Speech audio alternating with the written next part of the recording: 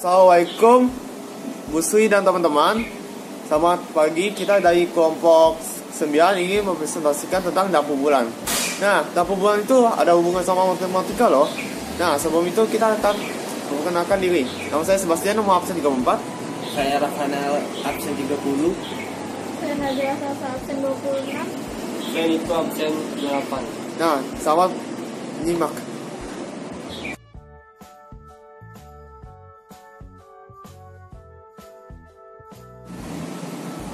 Pengertian dampu bulan. Permainan tradisional adalah permainan yang dilakukan oleh anak-anak tempo dulu dengan aturan-aturan tertentu. Salah satu permainan tradisional yang cukup terkenal di Indonesia adalah engklek. Permainan ini cukup dikenal di berbagai daerah dengan nama beragam. Di Betawi, permainan engklek dikenal dengan nama dampu bulan. Di Riau disebut cetatata, di NTT dikenal dengan Siki Doka, dan di Batak Toba dikenal dengan nama Marsiteka. Seperti apa sejarah permainan engklek dan bagaimana cara memainkannya? Sejarah permainan engklek adalah permainan tradisional yang memanfaatkan bidang datar sebagai area bermainnya. Permainan ini umumnya dimainkan oleh anak-anak perempuan. Tidak diketahui pasti sejarah permainan engklek sebab tidak ada bukti otentik tentangnya. Namun, ada dua pendapat tentang sejarah permainan engklek yang cukup dikenal hingga kini. Teori pertama mengatakan bahwa permainan engklek diperkenalkan pertama kali oleh Belanda saat menjajah Indonesia. Dalam bahasa Belanda, permainan ini dikenal oleh nama dondong madang. Kemudian nama diadopsi dalam bahasa setempat menjadi Sunda Manda. Permainan ini mulanya sering dimainkan oleh anak-anak dari keluarga Belanda. Kemudian setelah merdeka, permainan ini masih bertahan dan dimainkan oleh di Indonesia. Bahkan kini permainan engklek dikenal sebagai seluruh pelosok negeri. Pendapat lain mengatakan bahwa permainan ini seru dengan permainan dari Britania Raya yang disebut dengan housepot. Permainan housepot usainya sangat tua, sudah ada sejak zaman kekaisaran Romawi kuno. Nah, ini tentang sejarah. Nah, sekarang kita ke alat bahannya. Apa sih alat bahannya? Alat bahannya sederhana dari kelompok lain. Yaitu yang pertama kapur tulis. Terus yang kedua gaco. Barang mereka berdua itu mudah didapatkan. Jadi kalau kapur tulis itu sebenarnya dulu banyak sekali, tapi sekarang sudah agak kurang, agak jarang untuk menemukannya. Nah, terus apa sih cara bermain engklek? Nah, ini dia. Engklek dimainkan dengan cara melompat dengan satu kaki pada kotak-kotak yang telah dibuat. Untuk kotak yang letaknya bersebelahan seperti sayap, pemain diperbolehkan meletakkan kakinya pada kedua kotak secara bersamaan. Masing-masing pemain memiliki gaco, yaitu batu atau pecahan. Genting yang digunakan sebagai alat lempar atau gaco. Adapun penjelasan lengkap teknik pemain engklek adalah sebagai berikut. Yang pertama, semua pemain melakukan pimpa seperti biasanya. Yang menang mendapatkan game pertama. Pemain pertama lempar gaco dan tidak boleh melebihi kotak yang telah disediakan. Jika gaco melebihi kotak, maka pemain dinyatakan gugur. Yang kedua, pemain pertama melompat dengan satu kaki. Kemudian kembali lagi dengan mengambil gaco yang ada di kotak satu dengan posisi kaki satu masih diangkat.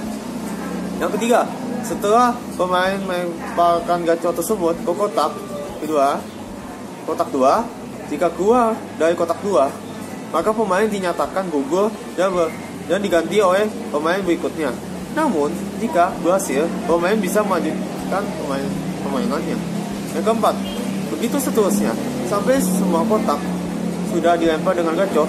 Begitu dilakukan jika pemain pelempar gaco melewati sasaran atau menapak dua kaki di satu kotak. Yang kelima, kemudian jika semua kotak sudah dilewati oleh pemain, maka pemain tersebut bisa melemparkan gaco dengan membelakangi engkleknya. Jika gacor jatuh pada kotak yang dikehendaki, maka kotak kita akan menjadi rumahnya. Yang keenam, pemain yang mendapatkan kotak boleh berhenti di kotak tersebut dengan 2 kaki. Begitu seterusnya sampai kotak-kotak menjadi milik pada para pemain. Jika semua telah dimiliki oleh pemain, maka permainan dinyatakan telah selesai. Yang ketujuh, pemenang adalah pemain yang paling banyak memiliki rumah dari kotak-kotak pada engklek yang digambar. Selanjutnya boleh dilanjutkan variasi-variasi. Menambah variasi engklek. 1. Untuk mengubah jatuh dampo, buat bentuknya menjadi lingkaran dengan angka-angka yang tertera berurutan membentuk spiral. Mungkin itu sebabnya orang-orang Prancis menyebutnya escargot atau disebut keong. Atau buat menjadi bentuk persegi 4, segitiga, atau bahkan seperti semburan kembang api. Cara yang paling mudah adalah memulai dari tengah lalu menuju ke arah luar. Dengan demikian Anda dapat membuatnya sebesar yang Anda inginkan ketimbang mengakhiri gambar petak terakhir Anda dengan ukuran mikroskopis. Yang kedua, variasikan ukuran dan bentuk petak. Buat sebagian lebih kecil agar orang-orang terpaksa harus berjinjit. Anda bahkan dapat membuat sebagian berbentuk tapak sepatu untuk mengendalikan arah kemana orang harus menghadap.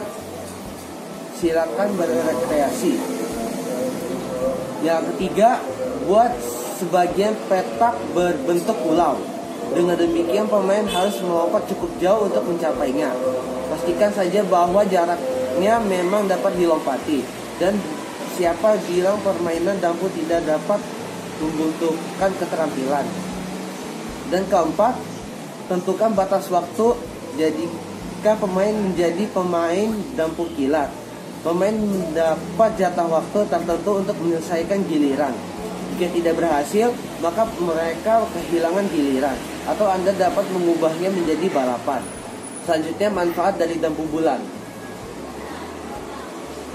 Manfaatnya itu: 1. Mengasah kemampuan motorik anak. Romani 2016 melakukan penelitian dengan 32 anak berusia 4 hingga 5 tahun. Hasilnya, ia menemukan bahwa permainan tradisional engklek dapat meningkatkan kemampuan motorik anak. Salah satu elemen yang penting dalam permainan tradisional engklek untuk mengasah kemampuan motorik anak adalah meloncat. Meloncat satu kaki saja sebagai penumpu. Tetapi menggunakan 2 kaki pada saat pendaratan, pada saat akan meloncat, anak akan berhati-hati agar tidak jatuh. Kemudian peran kedua, tangan sangat penting sebagai penyimbang. 2. Meningkatkan keterampilan sosial. Perantoro 2015 melakukan penelitian kepada 14 anak berusia 5 hingga 6 tahun, dan hasilnya permainan tradisional engklek dapat meningkatkan keterampilan sosial anak. Dengan memainkan engklek, anak dapat mengembangkan keterampilan sosial seperti interaksi, penerimaan teman, sebaya membina hubungan dengan kelompok serta mengatasi konflik dalam bermain. 3. Mendeteksi masalah psikologis.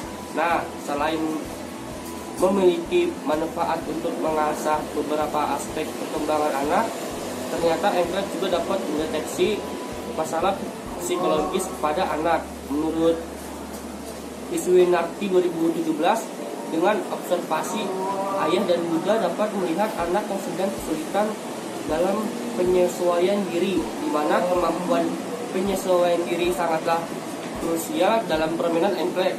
Sifatnya kurang percaya diri dan mudah tersinggung juga dapat dilihat ketika anak memainkan permainan ini, sehingga ayah dan bunda dapat melakukan langkah atau tindakan sifat tersebut dapat segera diatasi untuk tumbuh kembang anak di kemudian hari. 4. Meningkatkan kemampuan pemecahan masalah. Penelitian oleh Iswinarti 2017 menunjukkan bahwa permainan engklek dapat mengasah kemampuan pemecahan masalah anak. Beberapa permasalahan yang harus dihadapi ketika anak memainkan permainan tradisional engklek mencakup mengambil keputusan untuk menentukan pilihan tempat untuk dilempari gacor, membuat strategi untuk memenangkan permainan, serta mencoba menyelesaikan masalah ketika terjadi konflik dengan pemain yang lain. Nah, oke. Emang lampu bulan itu ada kaitan matematika nggak sih? Oh, jelas ada dong. Nanti matematika lain yang terkandung dalam permainan ini adalah tentang transformasi. Transformasi itu adalah yaitu bisa transaksi, rotasi, dan lain semacamnya. Tapi kita ada namanya perpindahan transformasi. Jadi kita belajar lampu bulan itu berkaitan dengan transformasi dan transaksi. Nah, terus contohnya itu kayak gacor yang berpindah dari satu petak ke petak lain, merupakan contoh nyata dari transaksi juga. Kita juga bisa belajar transformasi transaksi, tidak hanya belajar saja, tapi mereka mempraktekannya. Nah, gimana cara prakteknya? Dengan cara melakukan permainan lampu bulan itu tersebut.